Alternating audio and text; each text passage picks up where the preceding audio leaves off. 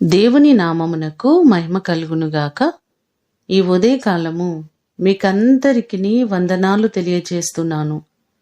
ఈ దినము మిమ్ములను బలపరచు దేవుని మాట. ప్రభువా, నీవు దయాళుడవు, క్షమించుటకు సిద్ధమైన మనసు గలవాడవు. కీర్తనలు 86వ కీర్తన 5వ చరణం. దావీదు భక్తుడు అంటున్నారు, నీవు దయాళుడవయ్యా, మంచివాడవు, మమ్మలను క్షమించుటకు మనస్సు కలిగిన వాడవని ఈ భాగంలో చెప్పడం మనం చూస్తున్నాం. మన దేవుడు మంచివారు, మహోన్నతుడు, మేలు చేసేవారే కాని ఆయన ఎవ్వరికిని అపకారము చేసేవారు కాదు. ప్రతివారిని క్షమించేవారు.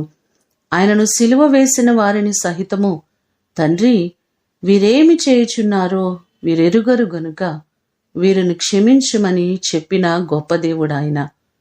ఎలాంటి వారినైనా క్షమించగలిగిన దేవుడు ఆయనే. యెహోవా అందరికీ ఉపకారి అని చెప్పినట్లుగా ఆయన అపకారి కాదండి, ప్రతివారికిని మేలు చేసేవారు. ఆయన క్షమించగలిగిన గొప్ప దేవుడు. ఆయన క్షమించుటకు సిద్ధమైన మనసు కలిగిన వారు.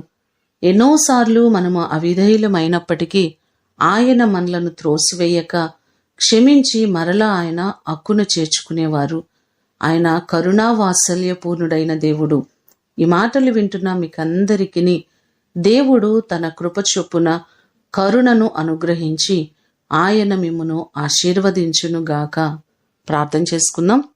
పరిశుద్ధుడవైన తండ్రి, మీ పాదములకు వందనాలు, స్తోత్రాలు.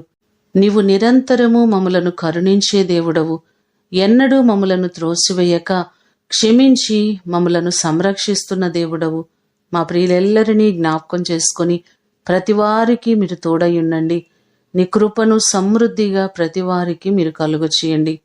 ఈ దినము కొరకు వందనాలు, కృతజ్ఞతలు మీకు తెలియచేస్తూ యేసు అతి ఘనమైన నామమున అడిగి వేడుకొని పొందియున్నాము తండ్రి. ఆమేన్. దేవుడు మిమ్ములను దీవించునుగాక.